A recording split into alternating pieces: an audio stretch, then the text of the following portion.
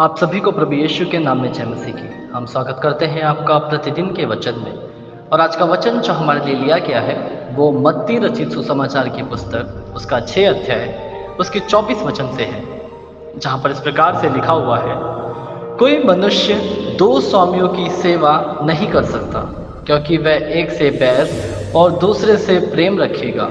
वह एक से मिला रहेगा और दूसरे को तुच्छ जानेगा। तुम परमेश्वर और धन दोनों की सेवा नहीं कर सकते। हालेलुया।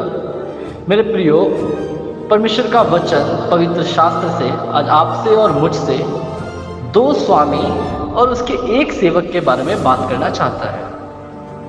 मेरे प्रियो, अगर मैं आपको बताऊं कि ये पुस्तक लिखी तो मत्ती ने है, जो कि यीशु मसीह के 12 चेलों में से एक था, लेकिन ये जो वचन या ये जो कथन कहा गया है वो खुद मसीह यीशु के द्वारा कहा गया है।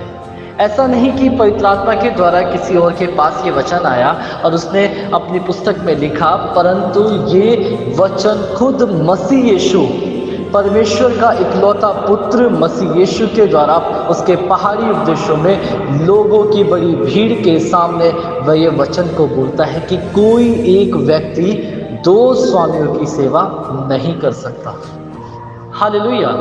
मेरे प्रिय, जब आप इस वचन को पढ़ते होंगे, जब आप इस वचन को सोचते होंगे, मनन करते होंगे, तो ये बहुत ही आसान सी बात लगती होगी कि हाँ ठीक है, दो स्वामी की सेवा एक व्यक्ति नहीं कर सकता। लेकिन जब आप इसकी गहराई को समझेंगे कि यहाँ पर वचन आपको या मुझे क्या समझाना चाहता है, यहाँ पर वचन या यीशु मसीह आपको और मुझे क्या समझाना चाहता है, तो वो ये है कि मेरे प्रियो, जिस प्रकार से एक म्यान में दो तलवारें नहीं रह सकती, वैसे ही हम एक व्यक्ति दो स्वामियों की सेवा नहीं कर सकते। क्योंकि वचन सत्य कहता है, अगर आप अपने जीवन में देखें कि हम दो स्वामियों की सेवा नहीं कर पाएंगे। अगर ऐसा करेंगे तो हम एक से प्रेम परंतु एक से बैर रखेंगे। क्योंकि अगर हम दोनों का कंपेयर करने लग जाए तो हमें लगेगा कि हाँ, एक हमसे थोड़ा अच्छा व्यवहार करता है, दूसरा नहीं करता। एक हमें ज़्यादा पैसे देता है, अगर हम उसके नीचे काम करते हैं तो दूसरा कम पैसे दे रहा है।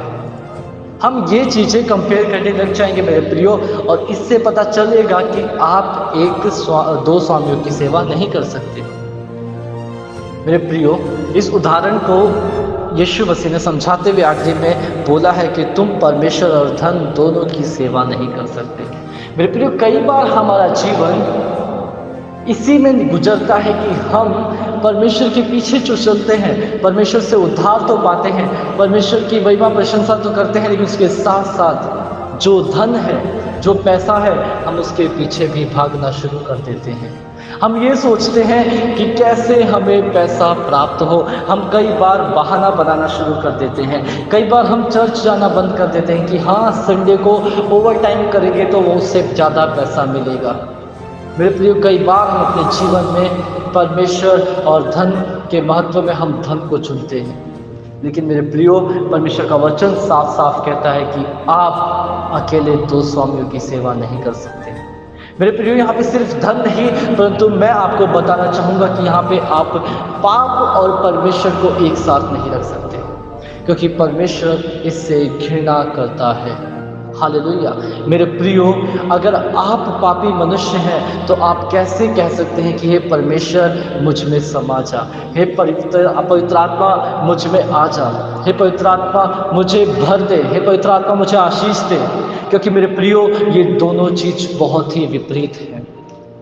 जहाँ पाप है वहाँ परमेश्वर कैसे रह सकता है मेरे प्रियो? इसीलिए तो उसने मसीह यीशु को आपके और मेरे लिए भेजा, ताकि हम उस पापों से मुक्ति पा सके और परमेश्वर के हम पुत्र कहला सके। अपने दिल में, अपने मन में हम परमेश्वर को जगह दे सके, एक साफ दिल को रख सके, पवित्रताई को हम देख सके अपने जीवन में। इसीलिए परमेश्वर ने मसीह यीशु को आपके और मेरे बीच में भेजा।